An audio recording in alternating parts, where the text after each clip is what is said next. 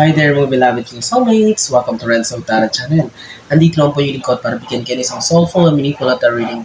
Dito lang po sa inyo lagi nabangan sinusubayan na Renzo Tara Channel. Nagkamig ka shoutout po sa lahat nating soulmates sa buong Pilipinas at sa buong mundo na laging nanonood at nakaabang. Maraming salamat po sa inyong walang sawang tiwala, support at pagmamahal.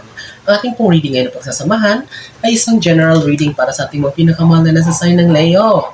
Leo, Sun, Moon, Rising, and Venus sign, this is for you. Kamusta po kayong lahat? I hope you're doing great. You're healthy, you're safe, and of course, you're happy.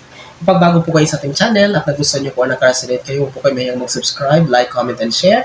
At kapag bago po kayo sa ating TikTok account, paki-follow na rin po Renzo Taro 444. And if you want to avail a private reading, important notice po is hindi po ako ang mag-offer po sa inyo ng private reading ha. So kayo po ang mag-chat po sa akin sapagkat napakarami po mga scammer ngayon manloloko na nagkagaya po or nag-re-upload po ng videos natin para makapag-scam. So hindi po ako yung unang chat po sa inyo, kayo po ang una mag-reach out po sa akin for private reading. Renzo Taro 444. Right? So sige, Leo, kunin na natin na yung 10 baraha para sa yung general reading.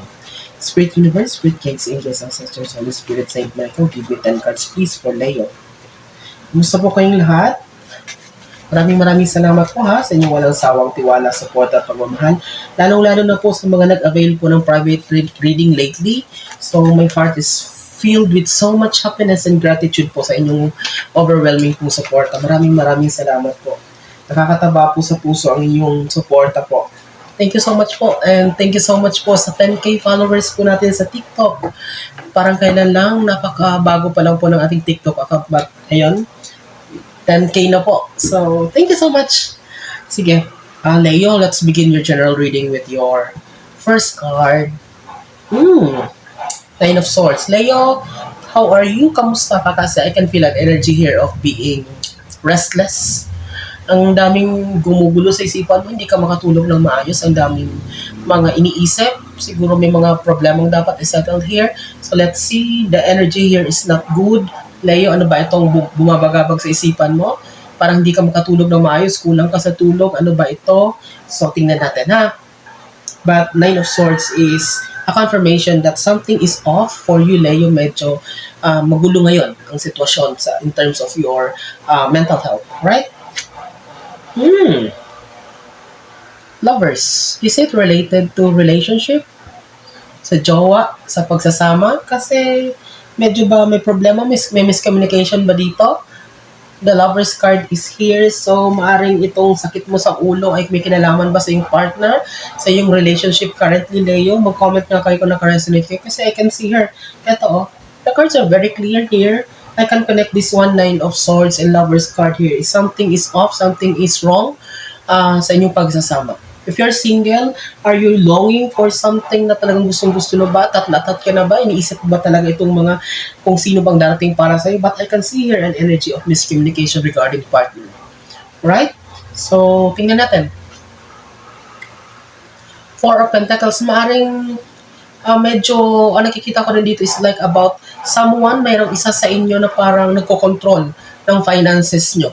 Parang hindi masaya ang isa sa inyo kasi gusto nyo shared yung resources, but it seems parang isa lang yung nagbibigay, isa lang yung gumagastos, but yung isa gusto naman kontrolin lang yung pera na meron kayo na shared na meron kayo. Tama ba? This Four of Pentacles is about control or holding on your finances. Parang I can feel an energy here of dominance na parang sige, ikaw lang magastos pero yung sa akin titipunin ko, parang gano'n. Kaya that's why I can see na parang miscommunication ang nangyari dito, parang may conflict na nangyari, sumasakit ang ulo, hindi makatulog ng maayos sa kakaisip. Ano ba nangyayari? Bakit parang ganito? Parang unfair naman ito. Yun Leo yung nakikita ko dito. Parang it seems that may hindi magandang treatment, hindi equal yung sitwasyon nyo in terms of sa pagsasama nyo dito. Lalong-lalo na kung pera ang pinag-uusapan. Ito. Okay? So, Three of Cups here, celebration. So, this is a beautiful card in disguise kasi after all of this, but this is manageable naman itong first 3 cards natin kasi sa pagkasama yan. But this Three of Cups, I can feel an energy of unexpected blessing for you. there's a surprise news na maaring magbiglang magpakalma sa sitwasyon, maaring magpalamig sa init na nangyayari ngayon sa iyong pagsasama, maaring may unexpected news na kumbaga this will kumbaga uplift your mood, at least kumbaga sabi ko magpapakalma sa umiinit na sitwasyon. The Three of Cups it's not only a card of celebration, but it's something about parang that will make the environment kumbaga light, kumbaga medyo gagaan ang sitwasyon, ang energy. Okay, something na parang there's a big news that is coming on your way na parang biglang mapapatikil sa lahat. Ops, teka muna. Laylaw muna tayo kasi eto may balitang parating. Ganun ang nakikita ko dito, Leo, with the Three of Cups here. Right? Panglima, money related.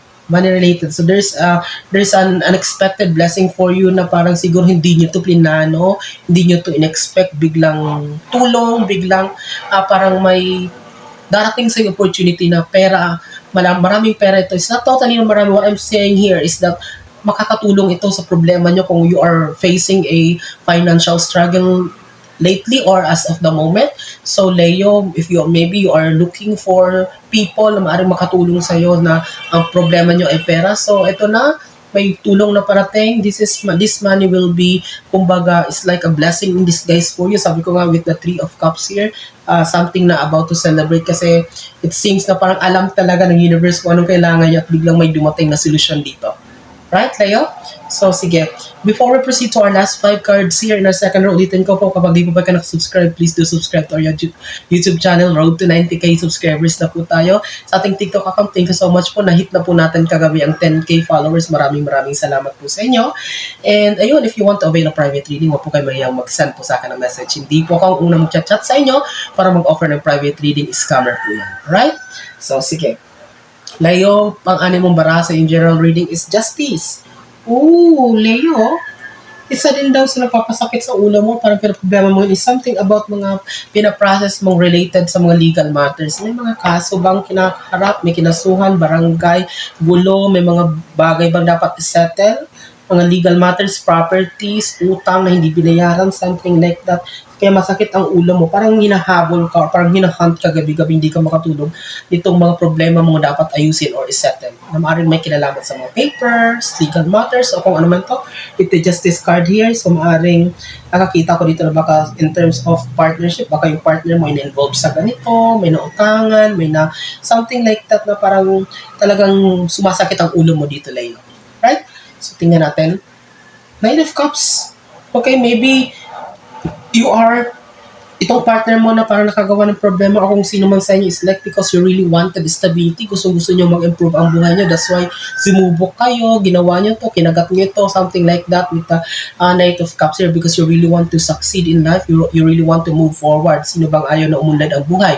Sino ba ang ayaw na kumanda ang buhay? But it seems na parang nakakita ko dito ng parang sa quest nyo or sa search nyo ng magandang, to improve your life or to at least magkaroon ng growth, it seems na parang nagkaroon ng problema dito. That's why ito, problemado kayo. So it seems na masakit yung ulo mo talaga. It's because nagkaroon ng problema in relation dito sa career siguro, trabaho, or business. Na parang it's because I can see here nagmamadali kasi kayo. You're rushing about everything. That's why sabi ko nga, kapag minamadali natin mga bagay-bagay tayo, so that's why magdoble ingat tayo. So why don't we do our best kasi parang kino-compare mo sarili mo sa ibang tao, nakikita mo kasi yung progress ng kapwa mo, it seems na parang feeling mo napapag-iwanan ka.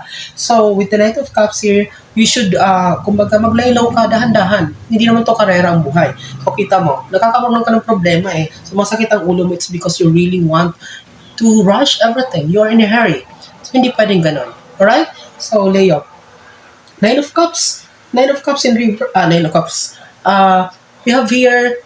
Yes, tama, Nine of Cups. So this is about something na kumbaga clarity, no, maaring there will be good news, maaring may ito, financial means, kung pera pag-usapan, maaring may tulong na dumating sa inyo, good news dito.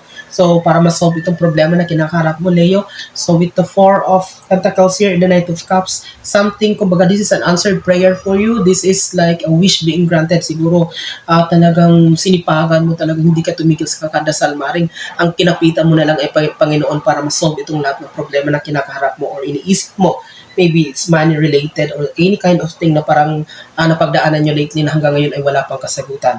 So with the Nine of Cups here, expect help, expect resolution, expect settlement dito. So gagaan ang lahat para sa'yo. I-claim mo ito. Lalo-lalo na itong Three of Cups is here, celebration. So may tulong na parating kung pera ang kinakailangan. So of course, lahat ng problema involved ay pera, lagi kang kinakailangan ng pera. So that's why, nakikita ko dito, you're in need, you're very urgent sa kinakailangan mo talaga ng pera dito na yun. So here, eto na, you're guaranteed of good news. Sun card is here. Hope, may pag-asa. So, huwag ka na matakot, huwag ka na mangamba. Relax your nervous system. Kalmahan lang. So, ito magkatapat. So, you're going to celebrate. So, matutuldukan to. Matatapos na to lahat mga worries mo, problema kung ano man yan. Problema mo na yan. With the Sun card here, there's a solution. There's a good news. There's a blessing that is coming on your way. Sabi ko nga, may tulong, may solusyon. Kung perang kailangan mo, may perang parating sa'yo. So, you're going to celebrate in the soonest time because the Sun card is a confirmation of good news or help, positivity, so hope, pag-asa. So relax, everything will be alright for you, Leo. Pusin natin tong general reading mo with your 10th and last card, 8 of Cups. So something na, kumbaga, after this, after matapos tong lahat, makahinga ka na malalim, nakikita ko, muli kang magsisimula. You know, you're going to pick up the pieces of your life again. You're going to start all over again. Walang masama dito, but at least, bitbitin mo lahat ng learnings mo. I know you're, Leo, ikaw yung klase ng taong hindi napipigilan.